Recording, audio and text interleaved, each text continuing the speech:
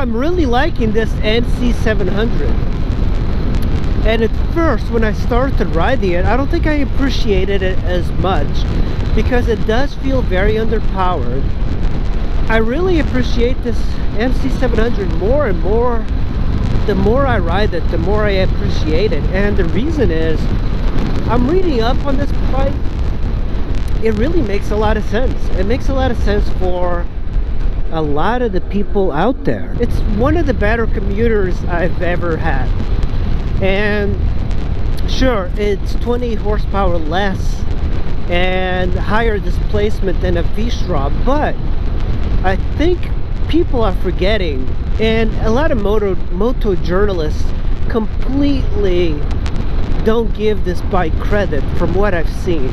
So first of all, the way this thing carries its weight is so much better than a typical motorcycle.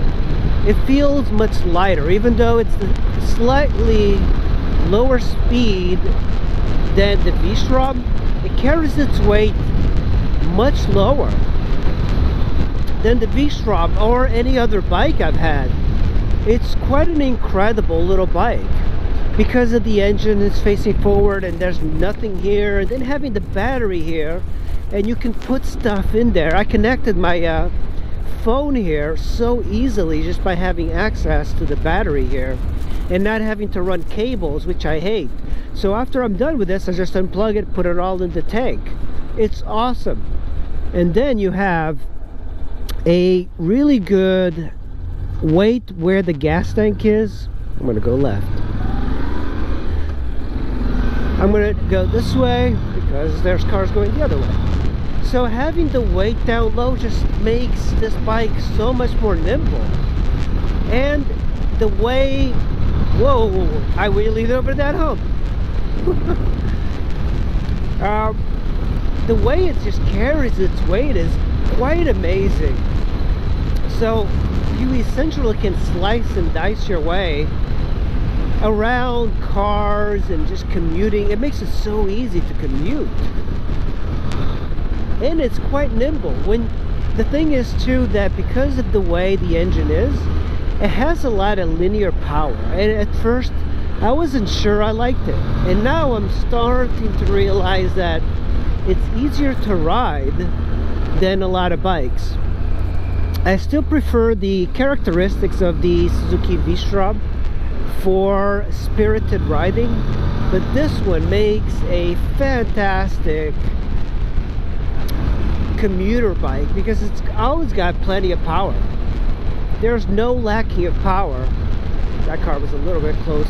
I was riding a little bit too fast. We are way too relaxed there.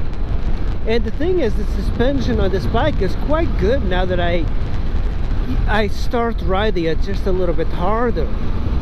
A lot of the problems with the very rough suspension of this bike is that if you ride it kind of slow, you feel all the bumps, and it makes sense. You want to be able to kind of power through a lot of this, but I still would try and correct the suspension a little bit better. Look at these cool little houses here. And check this out.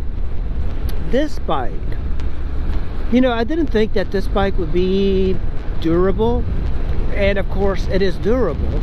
And because it's a Honda as well, and because the fact that it revs really low, it's very long lasting, and it's very popular in Europe, much more so than the United States. In the United States, people are in love with horsepower and stuff, and they don't see too much of the benefit of having one of these. But this bike gets 70-80 miles to the gallon, and if you ride it even carefully, probably a little bit better. And if you put like a sprocket change, even better. But this bike, I've seen guys that have put 400,000 kilometers. I think that's closer to 250,000 miles. I'm absolutely amazed by that. I didn't think it was possible, because riding a small bike like this requires a lot of dedication, because they're not the most comfortable bikes in the world. So those 400,000 miles would feel like 50,000 miles on an FJR 1300. So mad props to those people. And it just feels like a very nimble bike that's durable, and a lot of it is the engineering that Honda put behind it. Keeping the engine RPMs low will absolutely make this bike live a lot longer. And you can pick up these 2012, 2013, 2014 nc700s for about $4,000, $3,500 to $4,000. So they're cheap, but of course I don't think they're popular, and being unpopular is actually one of the better things, because you can pick up really great bikes. But I'm really starting to like this bike, and I think this might be the bike that I keep for a very long time. But it feels like a very substantial bike, even for riding in the twisties. So far this bike has been surprising me quite a bit.